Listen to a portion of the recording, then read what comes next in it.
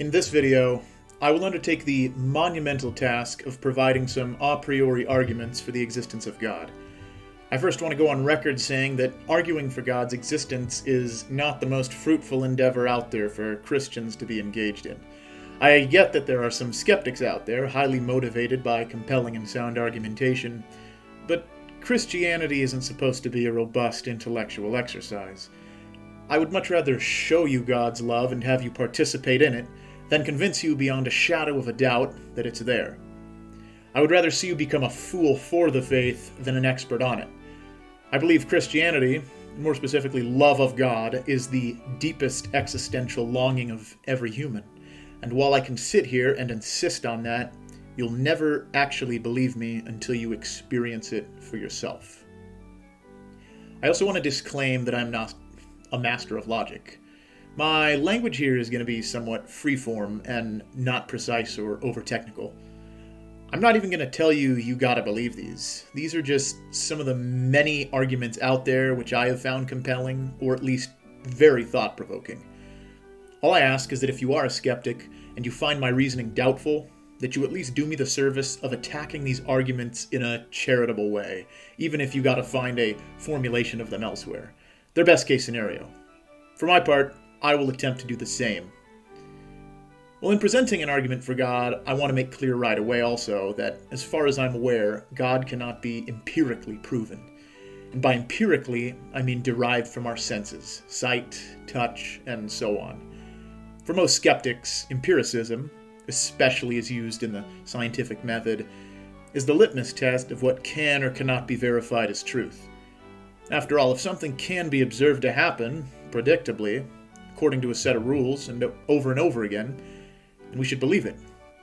And I'm not here saying we shouldn't believe in empirical findings. I have nothing bad to say about empiricism. It's actually quite useful for the advancement of the sciences. Empiricism, however, is not the only means by which we can learn truth. We can learn truth through knowledge, and there are several ways to acquire knowledge. One is instinct or intuition. When somebody in a dark alleyway makes you feel uncomfortable, the feeling of uncomfortableness itself is knowledge. No test was run, no time for reflection. The amygdala, the fight or flight part of your brain, acquired some knowledge before you could even consciously think about it. It might be misguided knowledge, unverified to be sure, but it is knowledge nonetheless. Sometimes that knowledge is truth, especially when it gets you out of a bad situation, and sometimes it's often not true. Well, another source of knowledge is authority. You read it in a book. Your dad told you. The guy at the bar says, "Trust me, bro." You don't have any first-hand experience with the matter in question per se, but you give your trust, or dare I say, faith, to an authority. All people derive knowledge from some authority, especially when you're in line to use the bathroom, and the person in front of you tells you that somebody is already in there. You're probably not going to check yourself. You have no reason to doubt them.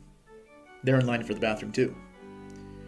Christians derive knowledge by authority every time they affirm something written in the Bible. And before somebody brings it up, yes, appeal to authority is a logical fallacy. It would be bad logic for me to tell you God is real because the Bible says he is. But that only means my logic is wrong. It doesn't mean my conclusion is. But I'm getting distracted. Another source of knowledge is rationalism. Rationalism comes not from external things and senses, but from the mind. Take, for example, this classic syllogism. All people are mortal. I'm a person. Therefore, I must be mortal. I don't need to independently check every person on earth to verify this. As long as both of my premises are true, my conclusion will be true as well. My arguments for God's existence are going to come from the domain of rational knowledge here. So the first thing I'll need to do is bring you verifiable truth upon which I can base my arguments. So what exists in the mind that gives us verifiable truth? Math. Pure mathematics doesn't rely on material things to be true. 1 plus 1 will equal 2, even if there's no word problem, or, in our case, no matter in the universe on which you could impute the description of 1 or 2. And the proof of this is self-evident. 1 and 1 cannot be 1, and it cannot be nothing. It must be something altogether new. 2. So, as long as principles of math are consistent with themselves, we have some truth to work with. If at this point you have any doubts about math not being empirical, that's about to change. That's because math has infinite integers, and you cannot empirically prove this because there's not enough matter in the empirical universe, or years left in your life, for you to count to infinity with. You can rationally prove that math has infinite integers, though, because you could multiply a number by 10 for the rest of your life and continue to get an exponentially large number. At some point, you would have a number that is so large that it would be larger than the number of subatomic particles in the universe. A bit later, you will have a number that is larger than the number of combinations in which each of those subatomic particles could be rearranged, which, as far as I know, the last number that would be practical for the physical world.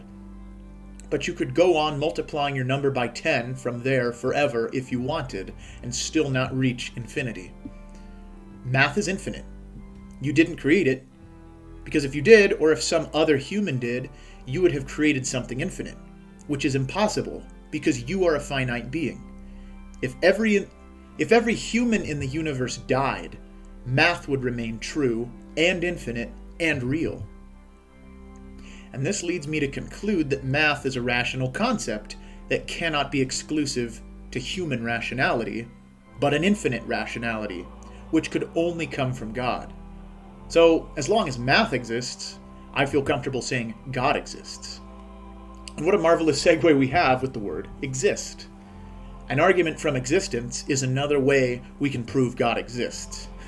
This one's a bit of a headache. The famous theologian Thomas Aquinas articulated these terms far better than I'm going to, but here it goes. First of all, even from a position of extreme skepticism, you have to conclude that you exist. Even if you doubt your existence, you are doubting, which means you are a thing doing something. You can't prove I exist. I can't prove you exist. Not from a position of extreme skepticism, anyway. But you can grapple with these things, and that means you exist, because you're a thing grappling. Well, if you exist, then that means existence also exists, because you're participating in it. What is existence, then? Existence on its own can only be what it is. Existence. So I guess that means existence is also a thing. And if it were less than existence, even a little bit, it would not be actual existence at all. In fact, nothing would exist because existence itself wouldn't exist. Well, if you're still with me, the essence of existence here is existence itself. And what's crazy about existence is that it cannot not exist, because if it did not, then nothing could exist, which we know is impossible because you can conclude that at least you exist. But this makes existence unique from everything that could exist, because most, if not all other things, exist in a state of potentiality. That is to say that they exist to a lesser extent than what they actually are. A seed is actually a seed, but is potentially a tree. Water has the potential to be ice, but it's actually water. Since existence itself lacks potentiality, it doesn't potentially exist, it, by its nature, actually exists. It is unique from all other phenomena that can be said to have existence. Existence, in its essence, is actuality. Well, if existence is all actuality, it must be one. It can't be made of parts, because parts exist as the potential of a whole. There it is, potential. Existence must also be infinite, because finitude leaves room for potential, something which pure actuality cannot have. It also must be all-powerful, because all actuality is capable of doing all things. These qualities are now only exclusive to what Christians describe as God, and you could go on applying all of God's divine attributes to what has been described here as existence. But if we exist, this kind of forces us to conclude God exists. And personally, I think a lot more could be said about this argument from the study of God's famous statement in Exodus 3:14, "I am that I am." And when I was doing some research beforehand on this, I found all kinds of literature on the connection on it and the nature of existence itself. And it's really interesting stuff. I think you should check it out on your own. Just the grammatical structure of that phrase and how it points to being and existence, and it matches a lot of the verbal headache that we found ourselves in here. But I digress. Well, now that that headache's out of the way, I'm going to submit one more argument of God for your consideration. This is going to be my own amateur variation of the famous ontological argument. For those who don't know, the ontological argument was put out by the famous theologian Anselm of Canterbury, who got a lot of flack from it from future and even contemporary philosophers. And even Aquinas, the guy who helped me articulate the last argument, didn't buy into this one, which is funny. But the argument itself has continued to confound philosophers and atheists because it's deceptively more sound than it initially appears. His argument had a lot of nuance, but I'm going to give you the stranger on the internet version, so just bear with me. Here it goes. God is a being than which nothing greater can be thought. God exists, then, as an idea in the mind.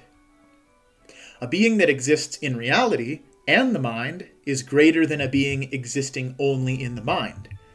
That means we can imagine something greater than God in our minds, namely God in reality. But we can't imagine something greater than the greatest being, or it wouldn't be the greatest being we were initially thinking about to begin with.